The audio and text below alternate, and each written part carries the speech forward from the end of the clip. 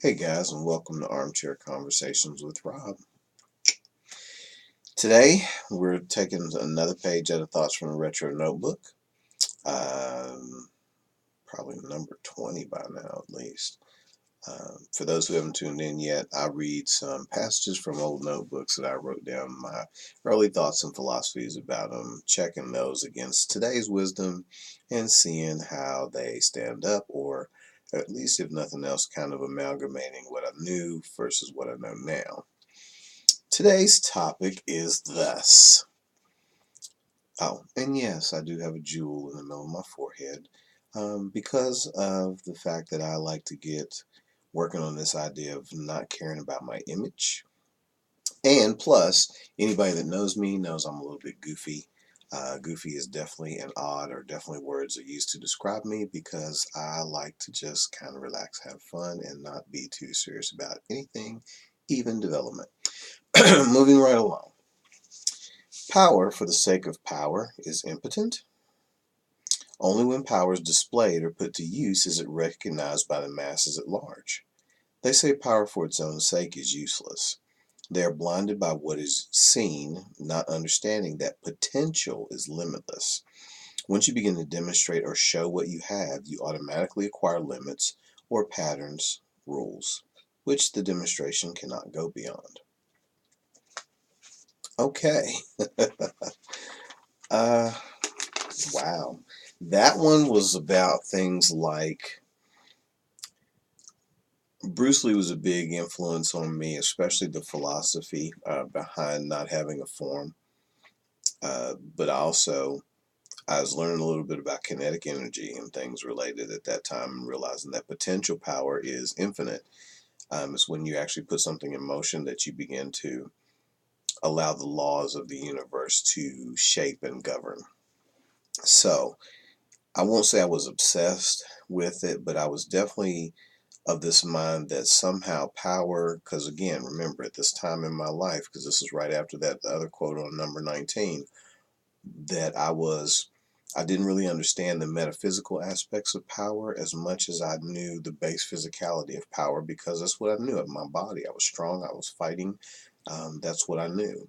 So for me, the idea of this constant, infinitely increasing your base physicality, your power, was important. Stemming mainly from some serious insecurity, possibly. I think about that time in my life, I was handing my first martial arts defeat in battle. So I think at that point, I started to try to examine how I could be more powerful, assuming that that was the only option that was available to me to win the day. But let's go back on subject. So basically, because potential is limitless, because when something's in its potential state, it could literally be anything.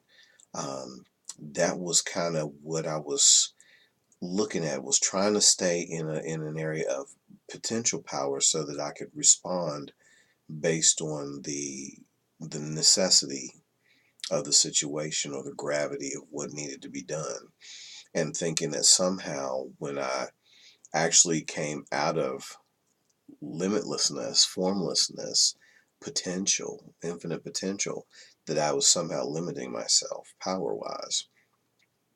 And so the more potential power I could draw or create, then the more explosive and amazing the manifestation of that power was going to be.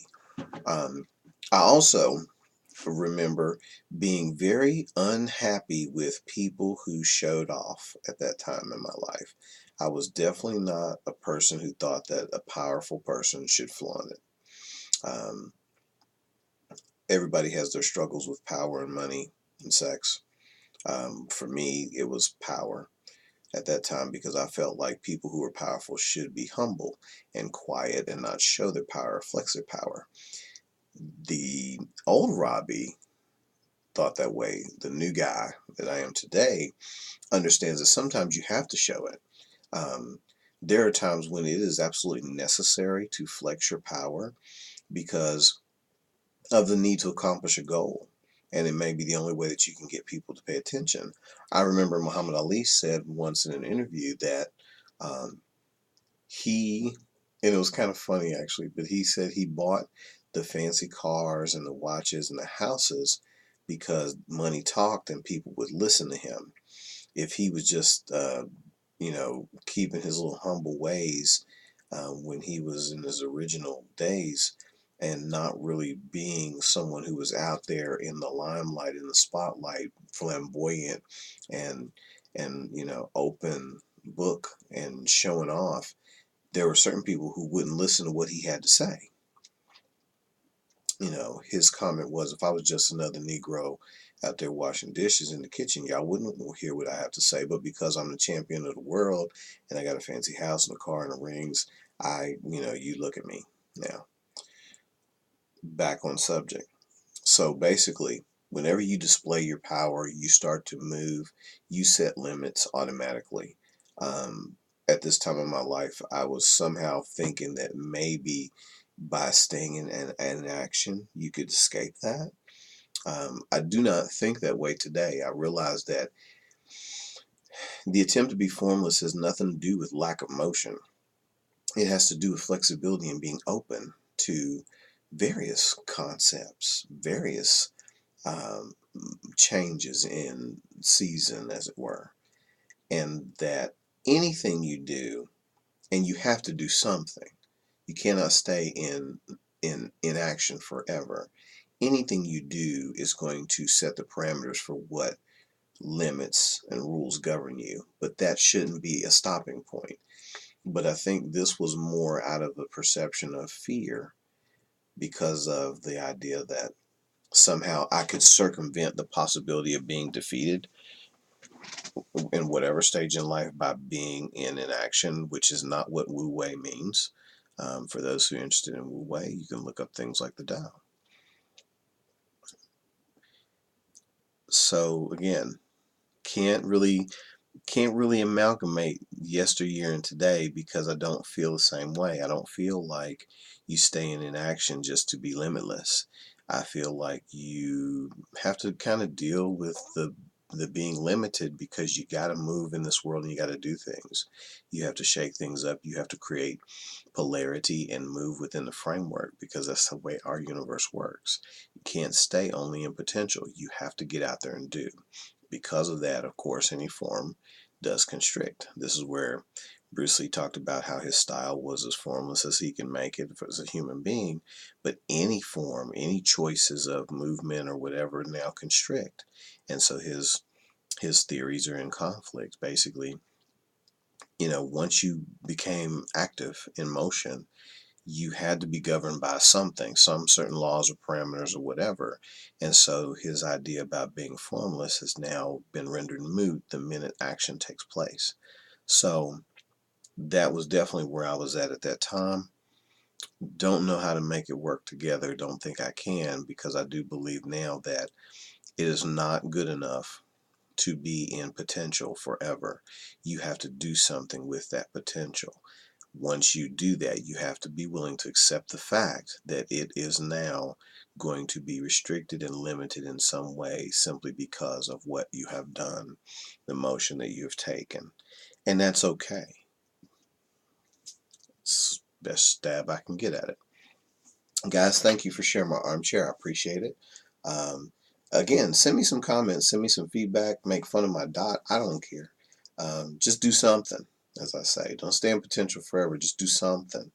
And if you like me, subscribe. And if you don't, hey, that's what search engines are for.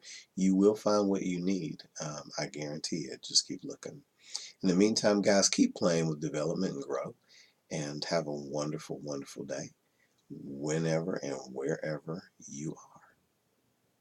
Oh, P.S. The dot isn't just for any type of Indian reference. This is actually a reference to a Marvel Comics character. Um, I won't give you too many hints, but those of you who are diehard Marvel fans that are probably in my age bracket or maybe a little older may remember this character. He had a very unique quality about him, as well as being married to another character on the same team. Send me some comments about who you think it might be.